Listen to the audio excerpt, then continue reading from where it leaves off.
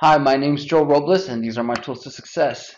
I'm going to start off by talking a little bit about myself. I graduated with a construction engineering degree for my undergrad here at PKI, and when I graduated, OPPD offered me the opportunity to continue my education with my MBA. As I did my MBA, I transitioned into many different positions. In the past 5 years, you can see that I've done transmission engineering, which is the design of lattice towers, which are these huge structures that support conductor wire, which I call them power highways. A little bit after that, I decided to get into a smaller scale design, which is distribution engineering. These actually are more residential. You could see most of you have newer homes, so you probably could only see a big green box in your backyard. That's because that's a transformer, and everything is the circuits are actually underground. Once I got out of distribution engineering, I got into project coordinating, which is project management, and it gave me the opportunity to manage projects and deal with engineering as well. I wanted to take up more leadership. And then my current position now is a power trader. Now, power trading is pretty much, what it sounds like. I buy and sell power while I balance power at OPPD. So this gave me the opportunity to combine engineering with my MBA. So it's a little bit of like the stock market where you need to know, where the power is, the prices are, what's the best time to sell it, what are the prices you want to sell it at. And at the same time, since we're OPPD, we own power plants. I need to make sure I know a lot about electrical and mechanical engineering to know how to respond to emergencies. I want to start off by something that I think is very important. I think for me is a power of belief. I know it sounds corny, but if anybody knows Jim Valvano, he has a lot of famous quotes, and one of his quotes is, "My father gave me the greatest gift anyone could give another person. He believed in me." And just like that, he believed in his team. His team was not supposed to make it that far. They weren't even supposed to be in the same court with some of the teams in 1983, but he believed in them and convinced them that they were going to they were champions, and they did. They won the championship. For me, this resonates with me a little bit because my parents didn't really have high hopes for me. They just were happy if I graduated high school. I was the first one to go to college. So I go as far back as when I was in third grade, and I did really well in my math. I scored about 99% in a standardized test in the whole LA County. He was so impressed, my third grade teacher, that he started giving me extra projects after school. He also told me that I was going to be an engineer. That's when I found out that I was going to be an engineer. He told me almost every day that that's what I was going to do. I didn't know what an engineer was, but I knew that that's what I was going to do because this person believed in me. Now, when I transitioned into college, I believed in myself and I said, hey, you know what? I could take 6 courses and I'll be fine. And I want everybody to know that if you make it this far, you need to believe in yourselves. And that's why I want everybody to know that anybody can do it. I did it. I did it with really no help of my parents, and I did it, with not even really going straight to college. But as I started in junior college, I transitioned to junior college because not all my grades were great. I I started off by taking 6 courses, and my math and sciences were the strongest. Everything else I failed. So I didn't know that I could talk to a counselor. I didn't know that I could seek help. And so I came in and I spoke to a counselor and I said, look, I don't even know if I'm made for this. He said, what do you want to be? I said, I want to be an engineer. He told me that he wanted to be a doctor and they convinced him otherwise. So he told me to never ever second guess yourself. If you're going to be a doctor, you should be a doctor. If you want to be an engineer, be an engineer. He knows now that he was smart enough to be a doctor, and he let other people convince him otherwise. So from that point on, it really strengthened the belief that I had and the confidence that I had in myself. He also asked me, you're passing your math and your science, you're doing well in these classes, but you're failing everything else. He said, you're an exceptional case because all my students are the opposite. They do well in humanities, but they avoid these harder classes like calculus and physics. So he said, take all your math and science first, build some confidence, and you don't have to take 6 courses. When I came in, I took 6 courses, And that's what I did. I took 4 courses. I paced myself, and he also asked me, "What's an engineer? You said you wanted to be an engineer. What's an engineer?" And I didn't even know how to answer that. I didn't even know what it was. And he said, "How can you want to be something you don't really know what it's about?" So he made me take an intro to engineering, which it turned out to be, and I'll talk about this a little bit when I continue here, but it turned out to be more informational than just engineering in general. So it was a wake-up call when I started taking uh, college courses because it's it's more disciplined, it's more structured, and you're gonna find that when you compare your engineering courses to humanities courses, it's way more demanding. For instance, in my physics class, if I got there late, my physics professor would close the doors. I never experienced that at PKI, but this did happen to me. And if you did happen to come in before he closed the doors and you didn't put your homework before he started speaking, then he wouldn't collect your assignment. If you did collect your assignment and you didn't box your answers, you would not get credit for that answer. So there was a lot of things I wasn't used to. I scored really bad because I wasn't structured when I first came from high school. So be on time, be structured, box your answers. And one more thing that I learned from this physics professor that I thought was really interesting is he said, you know, everybody, it's amazing by some miracle of life how all the C students happen to find themselves, and all the B students happen to find themselves, and the little bit of A students that there's left, they happen to find themselves too. It's like you have certain things that you have in common with these people, and you just happen to just attract each other. Well, he told me, he said, if you want to be successful in college, if you're a C student, you got to figure out what the B students are doing. Hang out with them, study with them.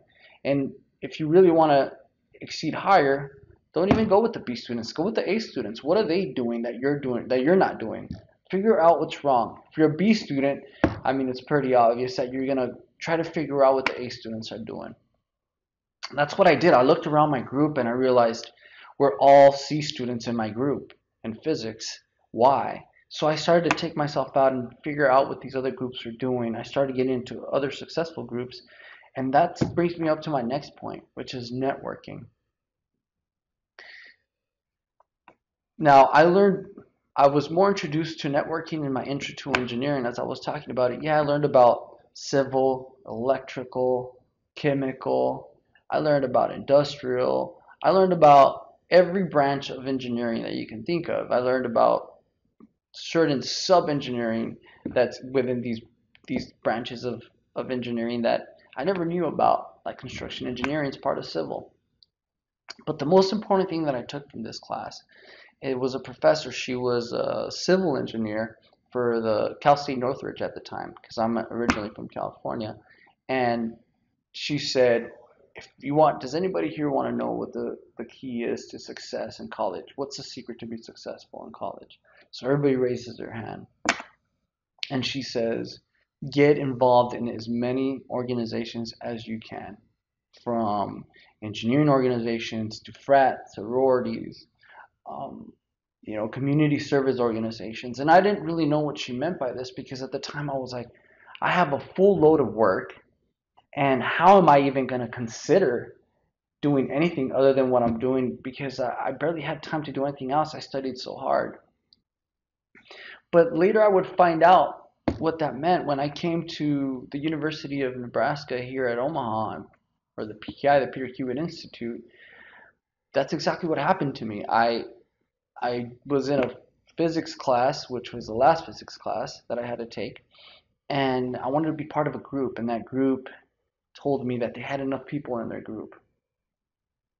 In this class, the professor said, "Hey, if you get 3 A's on the three exams that I give you, you don't have to take the final."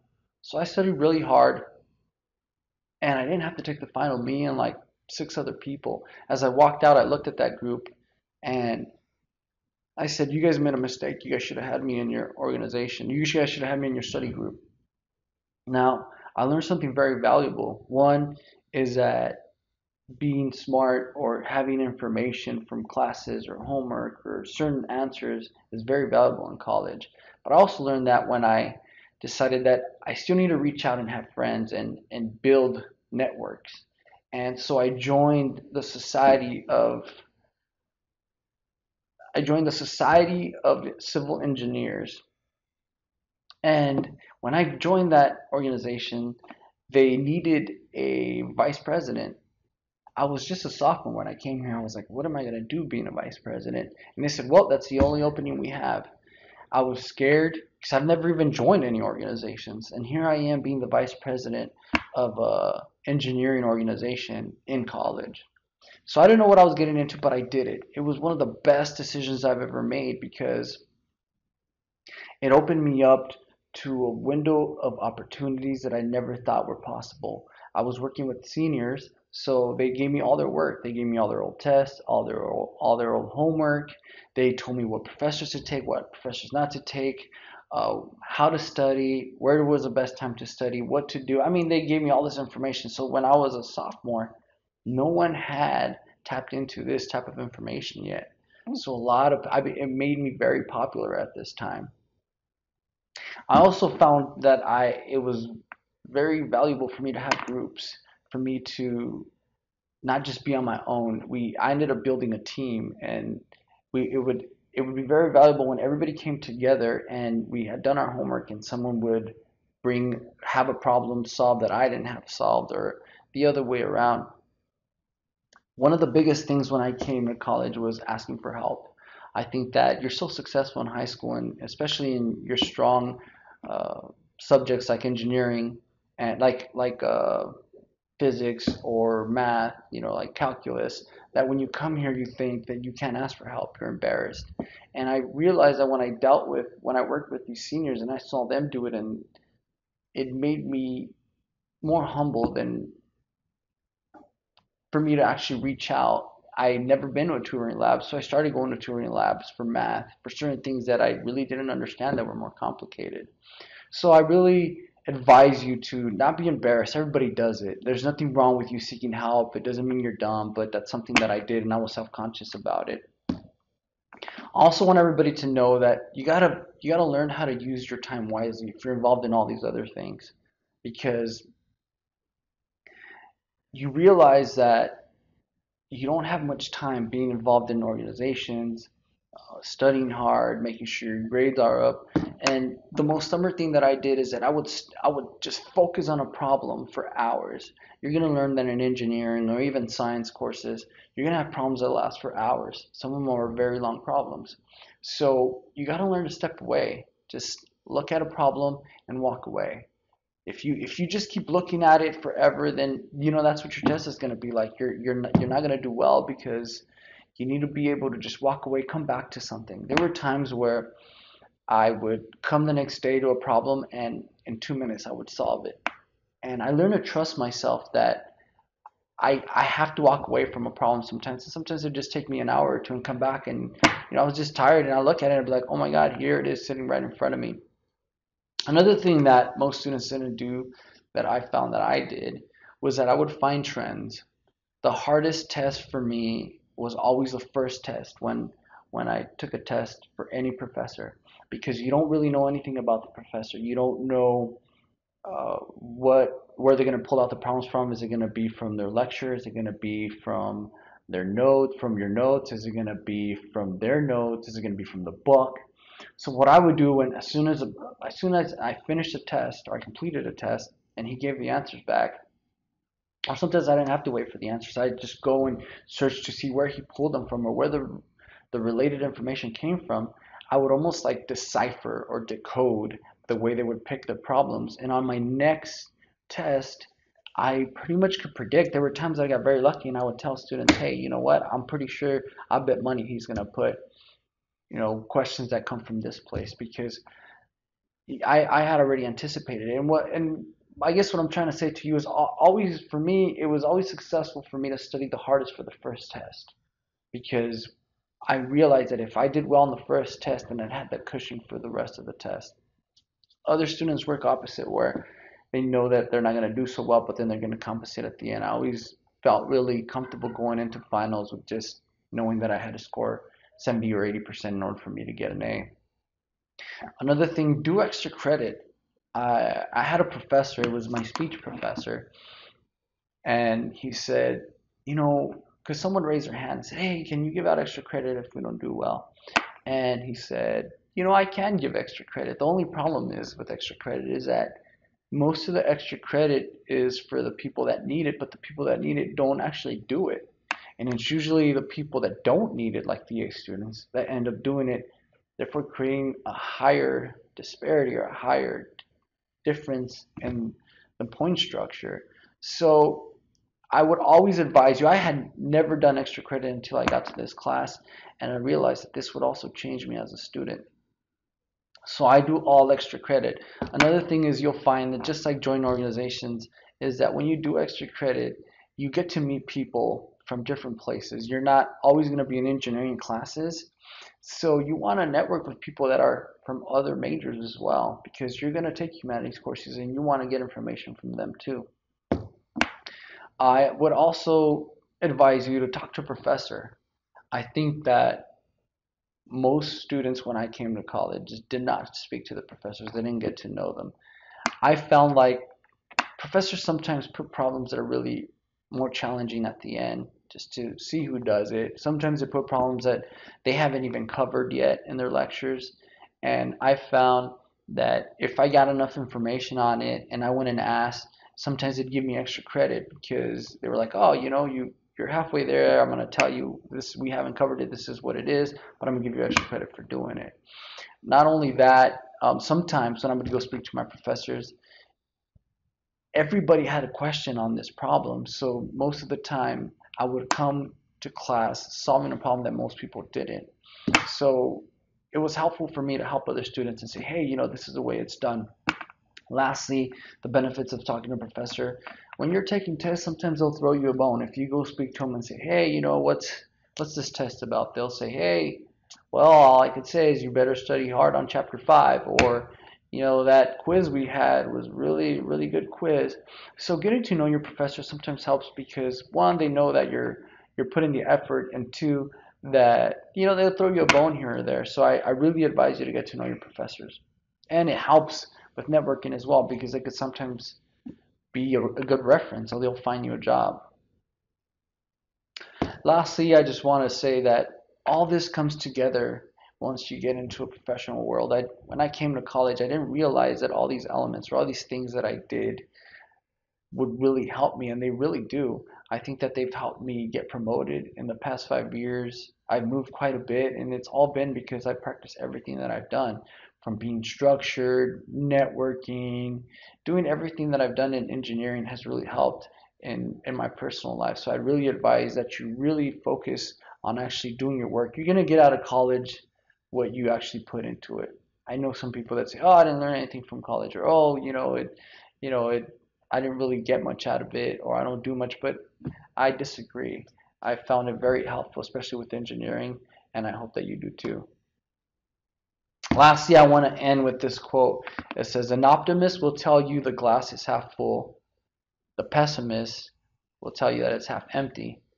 And the engineer will tell you the glass is twice the size it needs to be." And this is very true. I think another thing that made me realize that I was supposed to be an engineer, because you second guess yourself sometimes if you're supposed to be an engineer or not, is knowing about design. And that's what I think this quote is saying, is that if you have an engineering mind, you're more worried about the design. When I'm driving down highways, I look at bridges. When I'm going into buildings, I try to figure out why they did certain things a certain way, or I realize that they made mistakes in certain places. So as an engineering student, when I graduated and the way I function now, I realized that I was meant to be an engineer because this is the way I think, this is the way I'm structured, and I'm sure that most of you are too. And it's just a design in you and knowing or wanting to know more about how things work. And that's kind of the career path that I've taken, is knowing how things work, whether it be in engineering or finance. That's kind of where I've ended up. Well, that's my time. I hope that this has been helpful. I know that these were my tools and the things that I learned as I went through college. and I thought they were really influential to me, and I hope that they are to you. Lastly, if you're, I know how it is to be a student and be on a ramen noodle diet where you don't have much money. So I would also advise to buy international copies of books when you're buying books because they're cheaper. They're either paperbacks or international copies. Someone asked me once, what if the book, it says that it's the book, but the cover's different? Yes, I did encounter buying a book that was not the same cover as a book that you as the international copy was not the same cover as the national the US copy or the hard copy that they were offering. But I bought it with time and I compared it with someone that I knew had the book. They also hold these books in the library, so you can double check them and you can return them in time if that's not the case. Another thing that I did was, if you're an engineer, most people want to retain their work, or they want to retain most of the stuff that they learn. I kept all my books.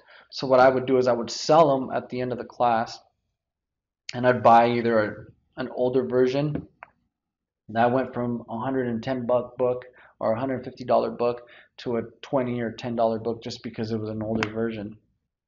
So those are the things that I recommend. If you guys have any questions or anything that you'd like to reach out to me about, just make sure you reach out to the College of Engineering and they'll contact me. Thank you for your time. I hope this has been helpful and good luck.